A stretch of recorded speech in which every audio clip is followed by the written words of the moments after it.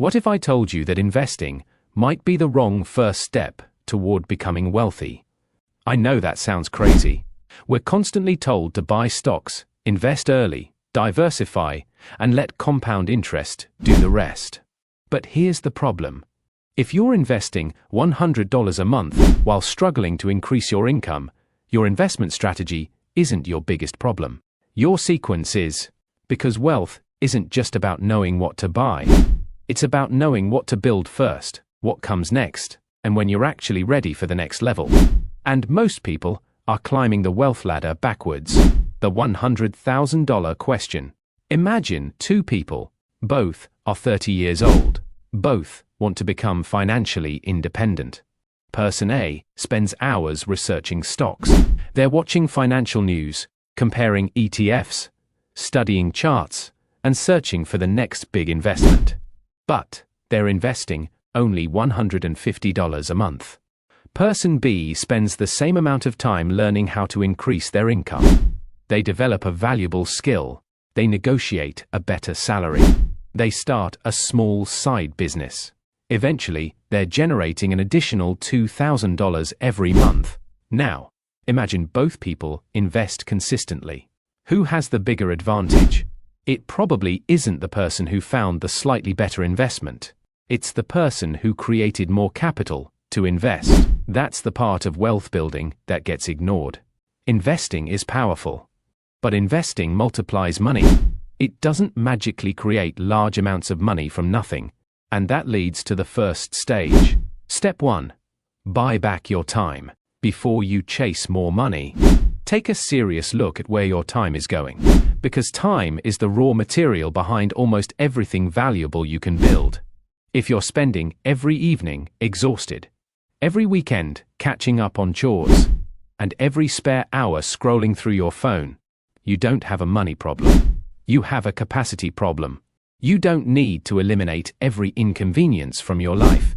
You need to identify the repetitive tasks that consume valuable hours without moving your life forward.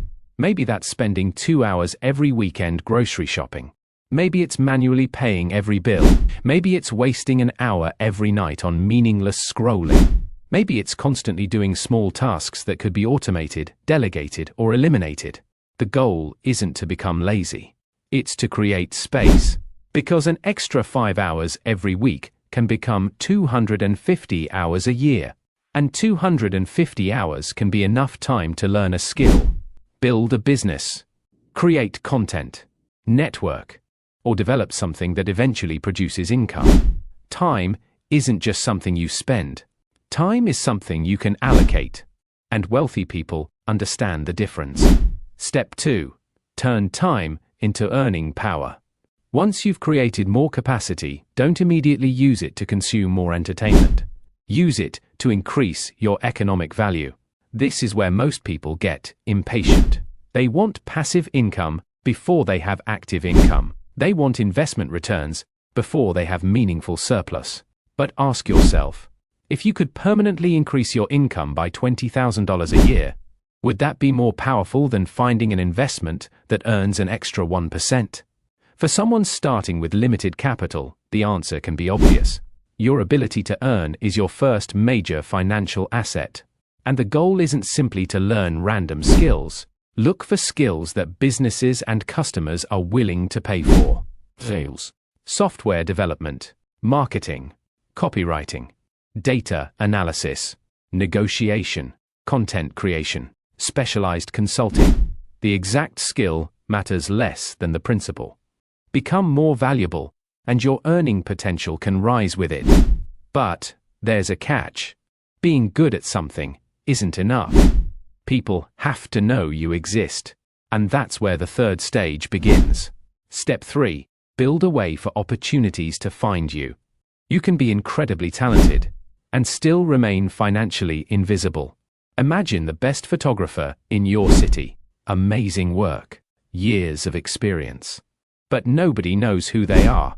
Now imagine an average photographer with thousands of followers, strong referrals, and a recognizable brand.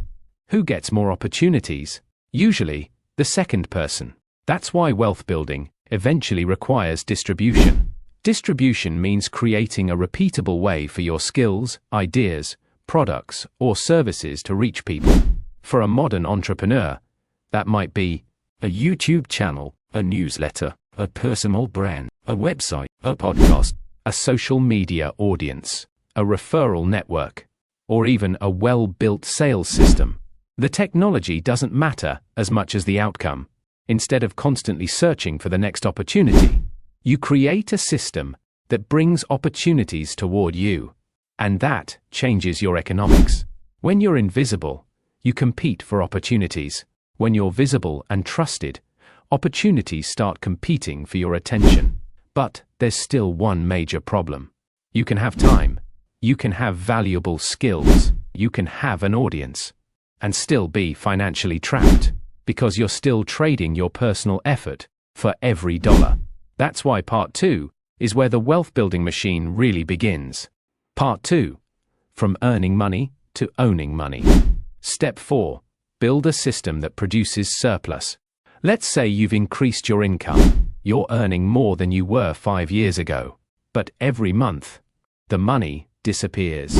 Higher rent, a newer car, more subscriptions, more expensive restaurants, more lifestyle upgrades. Your income went up, but your financial freedom didn't. That's because income isn't wealth. Surplus is what gives income the ability to become wealth. You need money left over after your lifestyle is funded. And ideally, that surplus should become predictable. This could come from a business, a consulting operation, a subscription product, a digital product, a service company, a rental property that genuinely produces positive cash flow. The specific model isn't the point. The point is to build something that can produce money without requiring you to personally restart from zero every morning. That's the transition from working for money to building systems that produce money. And once you consistently generate surplus, now investing becomes dramatically more powerful, because you finally have fuel. Step 5. Buy ownership. This is where most people want to begin. But it's actually the final stage of the sequence. Ownership means owning assets that can participate in economic growth. That could include diversified stock market investments, real estate, a stake in a private company, your own business, or other productive assets appropriate for your circumstances. The important distinction is this. When you work for money, your income is primarily connected to your time and effort. When you own productive assets, you participate in the value those assets create. That's why ownership is so powerful. Imagine investing $500 once. It might grow. But imagine having a system that produces $5,000 of investable surplus every month. Now you're not simply waiting for compounding to rescue you. You're feeding the compounding machine, month after month, year after year. That's a completely different financial position. The biggest mistake. Here's where people get the sequence wrong. They start at the end. They hear, invest in stocks. So, they invest $100. Then they hear, buy real estate. They can't afford it. Then, start a business. They try 5 different ideas and quit. Then they become frustrated and conclude, building wealth doesn't work. But maybe the problem wasn't investing. Maybe the problem was trying to build the 5th floor before constructing the first 4. Think about a building. You don't start with the penthouse. You start with the foundation. Wealth works the same way. Time creates capacity. Capacity allows you to develop skills. Skills increase earning power. Distribution creates opportunities. Systems create surplus. And surplus buys ownership. Ownership is what ultimately allows your wealth to compound. Your new wealth checklist. So instead of asking, what's the best investment right now? Ask yourself 5 different questions. Do I control enough of my time to build my future?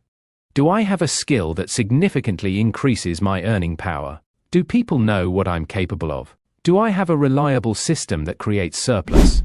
And finally, am I consistently turning that surplus into productive ownership? Your weakest answer is probably your next financial priority, not the hottest stock, not the latest cryptocurrency, not some secret investment strategy, your next bottleneck. Because wealth isn't built by constantly searching for the perfect opportunity. It's built by removing the biggest limitation standing between you and the next level. And once you solve that limitation, you move up. Then you solve the next one. And eventually, you reach the stage where your money begins doing more of the work. That's when compounding becomes truly powerful. Not because you discovered a secret investment, but because you finally built a machine capable of feeding it. If this video changed the way you think about building wealth, hit the like button. And don't keep this information to yourself. Share this video with someone who's constantly searching for the next investment but hasn't built the financial foundation to take advantage of it. And if you want more videos about money psychology, investing, personal finance, entrepreneurship, and the systems behind real wealth, subscribe to Mind Over Money. Because here, we're not looking for get-rich-quick tricks. We're learning how wealth actually works. And remember, don't ask what you should buy next. Ask, what should I build next? Because the right asset at the wrong time can change very little. But the right sequence can change your entire financial future.